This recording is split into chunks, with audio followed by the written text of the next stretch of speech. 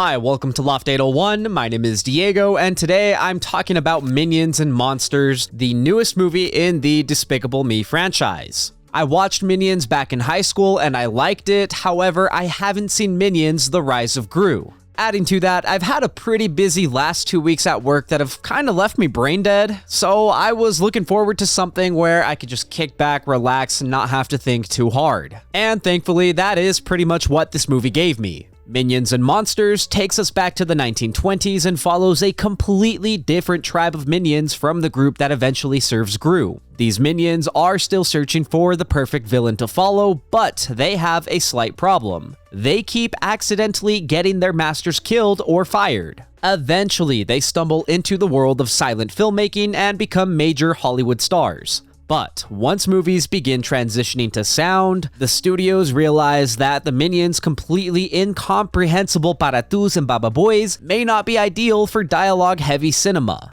From there, one of the minions, James, decides that he wants to make his own monster movie. I liked the decision to follow a completely different group of minions. The main trio here is James, Henry, and Ed, although James and Henry are really the central pair. Most minions are primarily chaotic little goofballs, but James has an artistic side. He likes drawing, painting, and telling stories, so filmmaking is the perfect avenue for him to create something of his own. I like that underlying theme. This isn't a deep story about artistic expression, but I like that it's included in what is otherwise a pretty silly family movie. And I do specifically mean a family movie, not just a children's movie. While this is an animated film and it doesn't have the deepest themes ever, there's a lot of layered humor that I think adults can connect with pretty strongly. There was one lady in the back of my theater that was cackling at every joke. There's stuff about George Lucas, Control-Z spells, stepping on Legos. There's a ton of movie references to stuff like E.T., Citizen Kane, The Matrix, Casablanca, and so much more.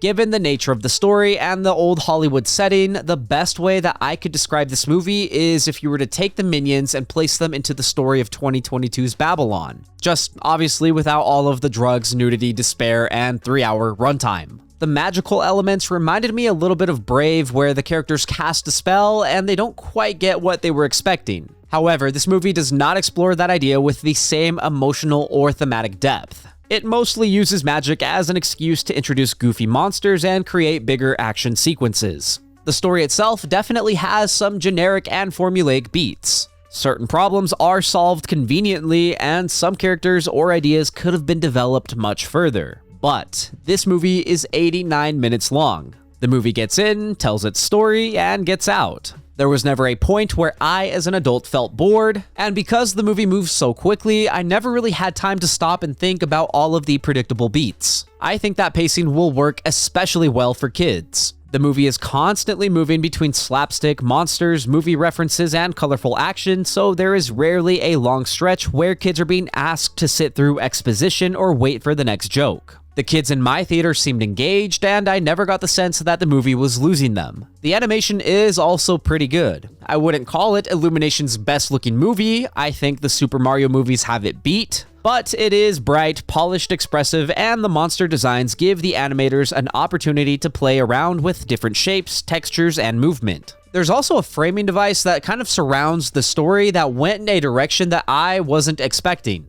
I'm not going to spoil what it is or what happens, but it kind of had an Inception-like quality to it where the ending kind of caught me off guard. I'm not entirely sure if I liked it, but I guess it's a way to end the movie. The final thing that I want to mention is that there was a family in the row in front of me that was taking a while to get situated. When I looked closer, it was because they are hard of hearing. They were setting up narration devices and signing among themselves. I bring this up because one of the minions in the movie, Ed, can't talk. He signs to the other minions, and it's a low-key inclusive thing that never broke my immersion. I don't know why, but that kind of warmed my heart because I know for a fact that that family had a great day at the movies, which further solidifies that yes, this is a family movie.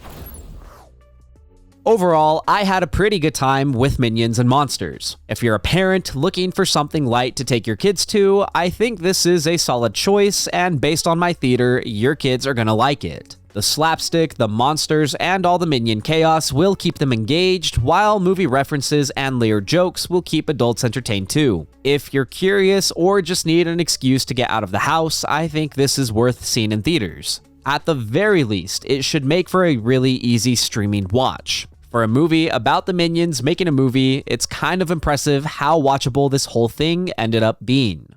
Thank you for listening to my review of Minions and Monsters. If you enjoyed the video, leave a like and hit subscribe. If you did not enjoy the video, thank you for sticking around. As always, I would love to read what you have to say, so leave a comment and let me know what you're thinking. Also, if there's something you want to see reviewed, don't forget to let me know and I will do my best to get to it. Lastly, if you want to see some more from me, then you can check out my vlogs linked up above or my podcast, Good Friends.